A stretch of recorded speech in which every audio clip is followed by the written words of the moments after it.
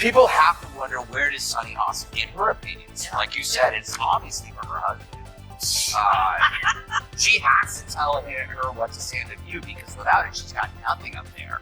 She's not very bright. So, but the problem with her is that she went full racist. She injected skin color into a very generic behavior seen in all spouses, regardless of skin color. People marry, they listen to each other, they have something in common with them, they share their political views. She just didn't want to upset her husband by saying her husband makes her do everything, and then she'd have to accuse him of being a racist.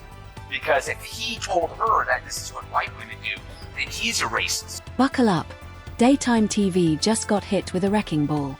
Greg Gutfeld and Bill Maher are officially on the warpath, and their sights are locked on The View. Forget subtle jabs, this was scorched earth. And they weren't pulling punches, they were torching the entire stage. Calls her a 10. I mean, how dare she objectify a woman with a sexist rating system, but it's such a typical thing from a 1.5. Picture this, Maher, the master of political truth bombs, teaming up with Gutfeld, the king of sarcasm. When these two unite, takedowns become an art form, and their target this time was the fake facade of open dialogue. According to them, The View isn't fostering discussion, it's policing opinion.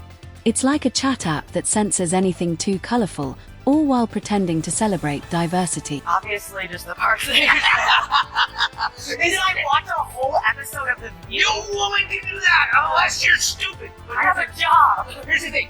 How can they call themselves progressives when they keep saying that nothing has progressed? Then it's on them. Right. I just wish I could have, would have watched if I could, would have enjoyed Behar watching that. Yes. And being like, I totally made the right call. It was not an accident that they had him there on her day off. Yes. When she was, presented herself as the, expert on systemic racism as a white lady. Well, she had that one Halloween where she went to Diana Ross and she felt she was treated. But it wasn't just hot-button topics on the chopping block, they went deeper. The real issue. The hollow consistency of the show's so-called viewpoints. Ever noticed how applause feels more like peer pressure than actual insight? Gutfeld and Maher were calling out the irony of a show preaching diversity while echoing the same recycled takes. It's racism after all, she's been black on Halloween. Yeah. But Joy wasn't there on the show. Apparently Mondays are her days off when she feeds in the pasture.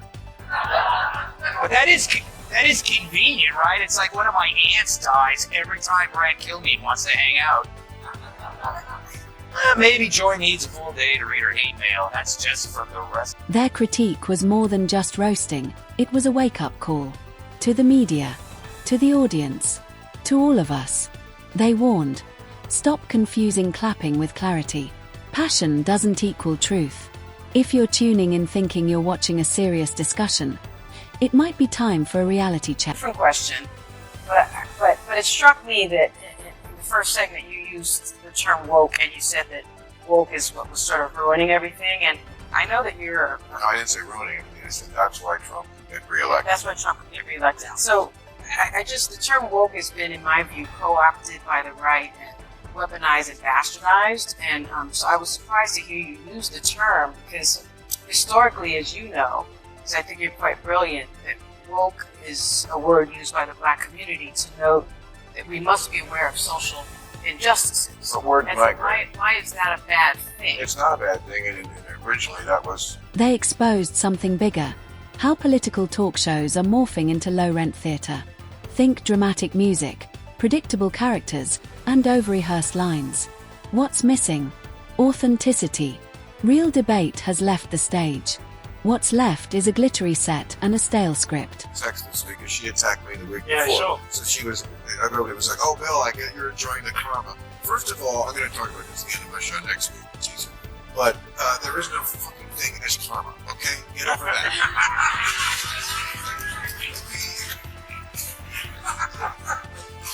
Attacks me on a regular basis. She says shit on a regular basis, and you're tapping to go inside. It's like watching a stand-up comic who hasn't been funny in years, but no one's brave enough to say it. Gutfeld and Maher claim The View has swapped real debate for sanitized, safe banter. Arguments have been replaced by scripted speeches. And the result? Nothing surprises. Nothing challenges. Tantalizing. You know, I make fun of The View a lot, but that's only because they keep talking. Because COVID also taught Sunny Austin how to get her groceries delivered. 3 years, that's when I discovered this card. And I give them a big tip because they don't always pay their people well, and it's so that's been an issue, I think, for the company. But man, you can get toiletries, you can get fire logs. Fire logs?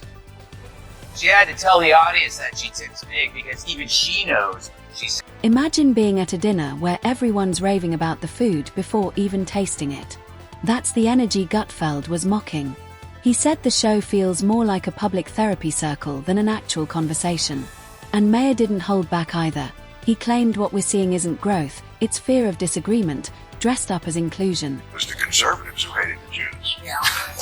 Okay, Bill Maher, who has been the standard bearer for liberalism, and in many ways leftism until the woke went bananas in this last decade, but for decades after this guy has represented in America, I want you to note the tone they all talk with him. I want you to look at Sunny Huston's body language and the way they look at him and everything else, just because he is a lefty who hasn't conquered. This wasn't just comedy, it was a message. Despite being on opposite sides politically, Gutfeld and Maher are united in one thing: the demand for honest, unfiltered dialogue. When every segment ends with "yeah, me too," you're not watching journalism. You're watching groupthink on tape. By the way, I hope we're still a friend. We can disagree with each other. Should not be canceled or cut off her show, as much as I totally disagree with her crazy statement. Free speech. She should be there. She should get a timeout. Not every single thing has to be for everybody. Right. We can have platforms that have stuff on them that not everyone on that platform or who consumes stuff on that platform enjoys. And The View is a particularly weird place to do it. It's called The View. It's called The View, it's not called The Facts. Yeah, but It's isn't it interesting? It's called something. I don't think they meant this when Robert Walters invented it all. They also spotlighted the rise of performative activism, where looking polished matters more than being principled, and outrage replaces actual debate. Gutfeld called it out. Maher mourned the death of real discourse. Their bottom line: we've traded real conversations for empty soundbites squeezed between ad breaks.